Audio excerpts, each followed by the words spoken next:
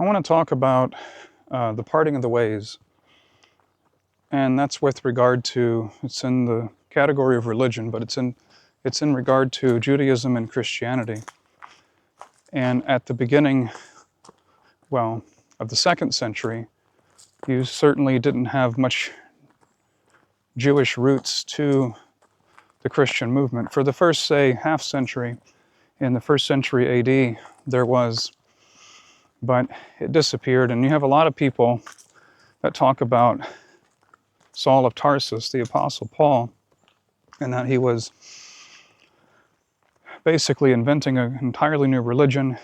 He diverted from Jesus' teachings. I personally don't believe that. But having studied Judaism in depth for about 4 years of my life, simply because I didn't believe that Jesus was the Mashiach, was the Messiah, and I had almost converted to Rabbinic Judaism to become an Orthodox Jew. Now, there are many partings of the ways between the two religions. It's not just on Jesus. Obviously, Judaism believes in the unity of God, echad, spoken from in Deuteronomy 6:4. So they believe in what's called the unity of God. In Hebrew, Deuteronomy 6:4 is Shema Yisrael Adonai Eloheinu Adonai Echad. Hear, O Israel, the Lord is our God, the Lord is one. But that one in the Hebrew does speak as a compound unity. So that gives kind of some credence to the Trinity. Anyway, you have the difference in how God is viewed. Unity versus Trinity. The role of the Messiah and who the Messiah is to be. The third one is the quote-unquote eternal Torah versus the New Covenant, the New Testament, the Christian era. And then the fourth is atonement. Just how is one to get right with God? In the Old Testament, in the Tanakh, it was through, the Hebrew word is teshuvah, repentance. Prayer and repentance, a turning away from sin and turning back to God. And, I went to church today and they talked about Jesus's death and resurrection. And it strikes me, I don't know. I'm a sidewalk lay kind of, try to be a theologian, somebody who wants to ponder these questions deeply and wants substantial answers, but feel often that I just don't get them. And one of them is that, God created the world, God the Father created the world, created it in perfection. We tainted that through our rebellion, through our disobedience. The tree was a real tree, the Garden of Eden, but it was symbolic of our, of course, disobedience. So we had to be punished, and then original sin comes into the picture. And now the only way for that to ever be reconciled or resolved or atoned for is through God to fix it, because we can't fix that debt. So the only way to fix that debt is for God to fix it himself.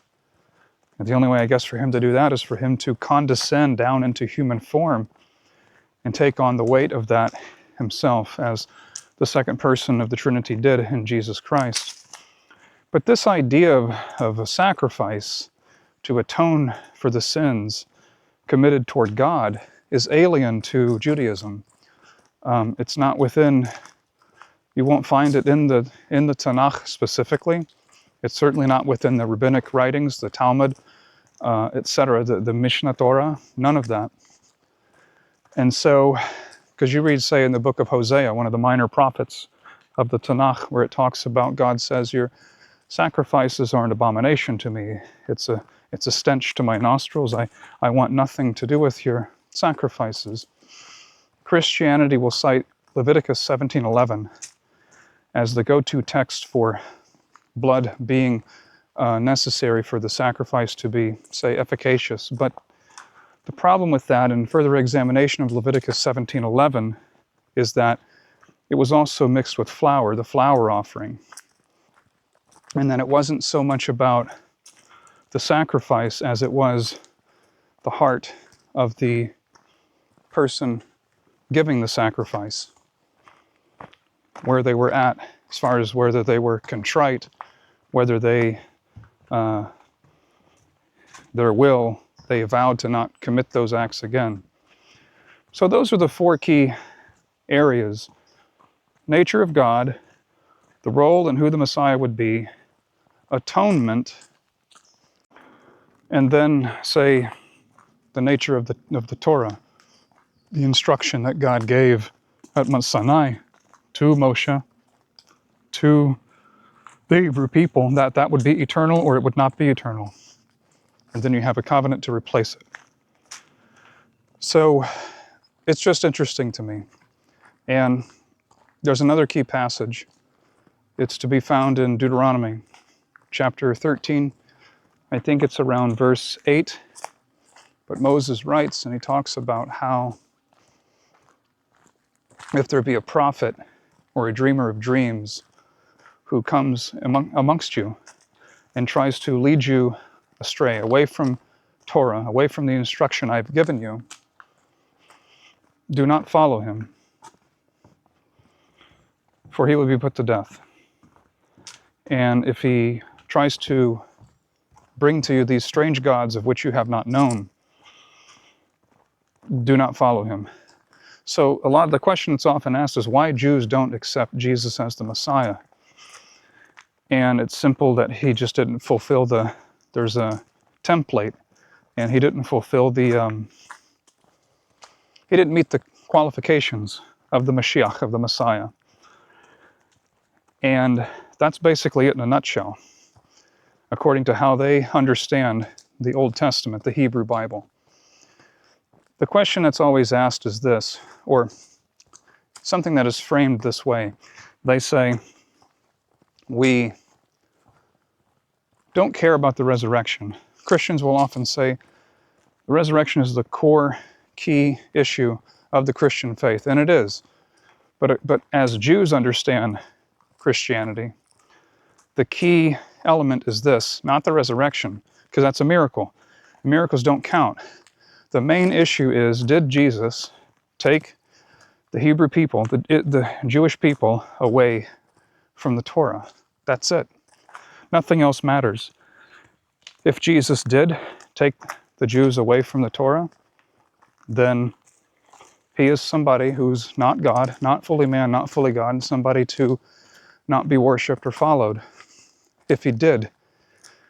If he did not, then he is who he said he was, and by the miracle of the resurrection, that's God's vindication of who Jesus was. So the central issue is, of course, did he take them away from Torah? And it's an interesting inner dialogue that a person can have regarding this.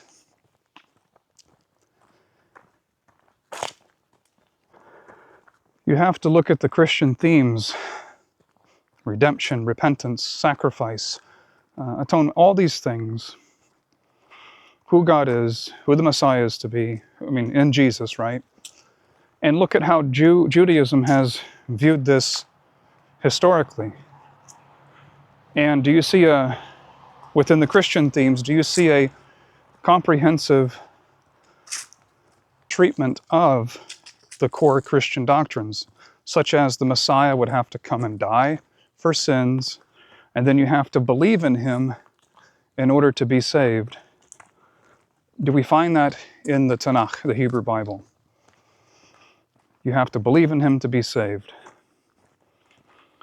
And so, other doctrines, such as original sin.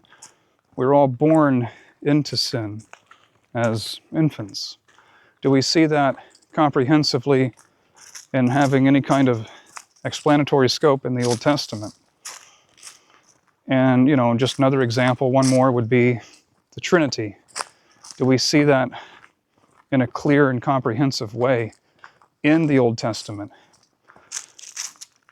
So to say that Jews don't have valid arguments against Jesus, or they just don't believe in him for whatever reason, spiritual blindness or whatever, is a stupid thing to say, okay? They have pretty valid reasons, and honestly, it was the only worldview that really had me hooked and almost completely converting to, because I believed in the validity of Judaism, Uh, there are a few things I disagree with within the religion, but I don't know. At the end of the day, I did settle on the fact that Jesus is the Messiah. But it's just a conversation for anybody to have. I mean, it is a 2,000-year-old debate, Jews and Christians, and it probably will never end.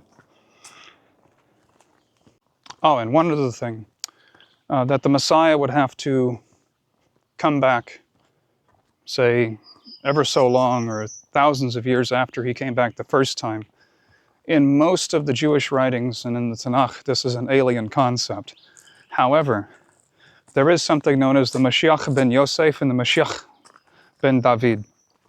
Messiah son of Joseph, Messiah son of David. If the Jewish people are righteous and deserving of God's merit and his favor, then only one time will the Messiah have to come. That would be the Messiah son of Joseph, the Messiah son of David as a king. But if the Jews are dishonoring God, stiff-necked, all these things, backward, and then the Messiah son of Joseph will have to arrive on the scene. And then later, at some indeterminate amount of time later, Messiah son of David will come.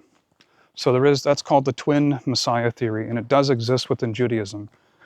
I don't understand it fully, but you can look it up yourself, the two Messiah theory within Judaism, and it does tend to give some credibility to Jesus Christ and him coming the first time as the suffering servant, as it says in Isaiah 52 through 53, and then later as the ruling king. So if I have any Jews in the audience, and especially Orthodox Jews, I would be interested in your comments. How did I do? What do you think? And what do you think about the long-running debate? Is there ever going to be the truth to come out, any kind of resolution to this, as far as, I don't know. Anyway, that's all for now.